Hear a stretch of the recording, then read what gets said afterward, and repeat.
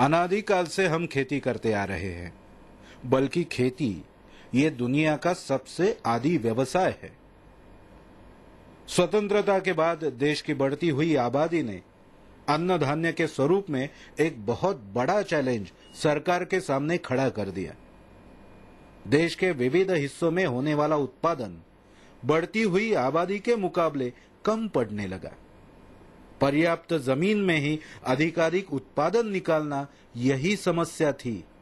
तब सरकार ने हाइब्रिड बीजों का निर्माण किया, जिनकी क्षमता बहुत बड़े पैमाने पे उत्पादन निकालने की थी, मगर इन बीजों की भूख भी बड़ी थी।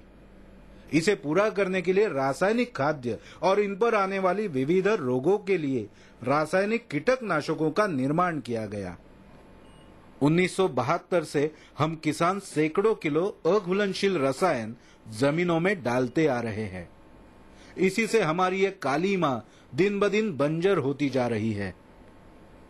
जमीन में अत्यावश्यक सेंद्रीय कार्बन दिन ब दिन घटते जा रहे हैं। इसका सबसे खतरनाक परिणाम तो जमीन में रहने वाले सूक्ष्म जीवों पे हुआ है। इंसान से लाखों साल पहले जमीन में बसी हुई इन जीवों की नस्ल ही हमने इन रासायनिक खाद्यों की भरमार से नष्ट कर दी। इस वजह से जमीन की उपजन क्षमता दिन ब दिन इतनी कम हो रही है कि कुछ ही सालों में हमारी सोना उगलने वाली जमीन रेगिस्तान हो जाएगी। अब हम जानते हैं कि हर पौधे का जन्म मिट्टी से होता है। पौधे से निकलने वाला पहला हिस्सा है पौधों की जड़ें, जो जमीन में जाकर पौधों को लगने वाले जीवन रसों का शोषण करके पौधे की वृद्धि करती है। जमीनों की अवस्था जड़ों की विकास में महत्वपूर्ण भूमिका निभाती है। बंजर तथा सख्त जमीन में जड़ों का विकास ठीक से नहीं हो पाता। इस वजह से पौधों का पोषण नहीं हो पाता। रसायनों के भरमार से जमीन में उपलब्ध कई न्यूट्रिएंट्स संयुग अवस्था में जाने से पौधों को उपलब्ध नहीं होते।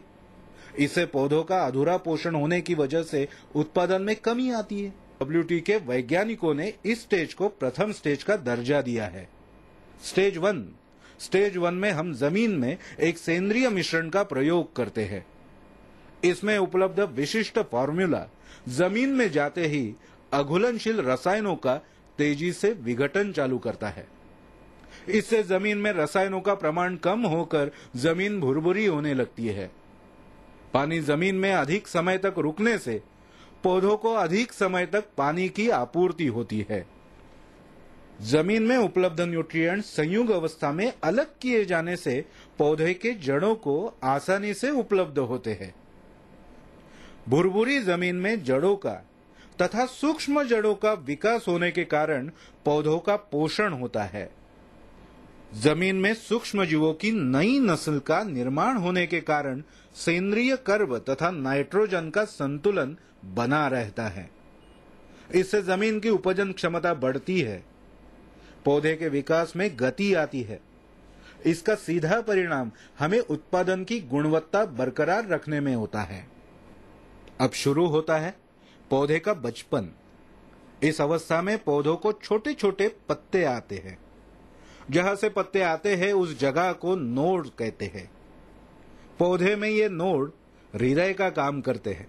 जैसे हृदय पूरे शरीर में खून का परिवहन करता है, वैसे ही नोड्स पौधे में जीवन रसों का परिवहन करते हैं। इसलिए इस नोड्स का विकास अत्यावश्यक है। पत्ते पौधे में खाना बनाने वाली फैक्ट्रिया है। पत्ते हवा से कार्बन डाइऑक्साइड तथा सूर्य किरण के सहयोग से जीवन रसों का निर्माण करते हैं। इस प्रक्रिया को प्रकाश संश्लेषण के नाम से जाना जाता है। IB4WT के स्टेज 2 में वैज्ञानिकों ने इन पत्तों को और नोड्स को ध्यान में रखते हुए कुछ ऐसे फॉर्मूलाए उपलब्ध किए हैं जिनको पानी में मिलाकर पौधों पर छिड़काव करते हैं।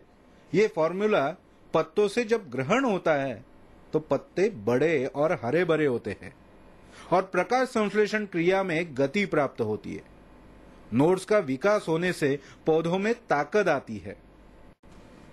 अब शुरू होता है पौधों का यौवन। अब पौधों पर फूलों का निर्माण होता है। इज़राइल में पौधों की इस अवस्था की तुलना स्त्री के यौवन के साथ की जाती है।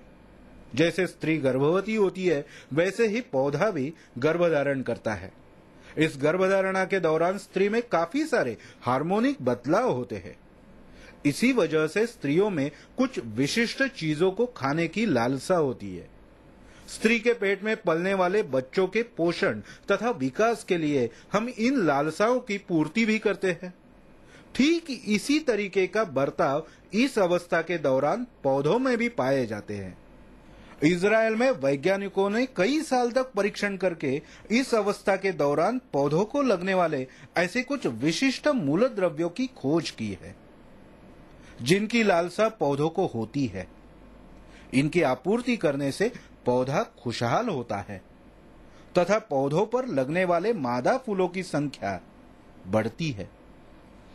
हमने ऐसे ही फॉर्मूला का उपयोग IV4WT के स्टेज 3 में किया है।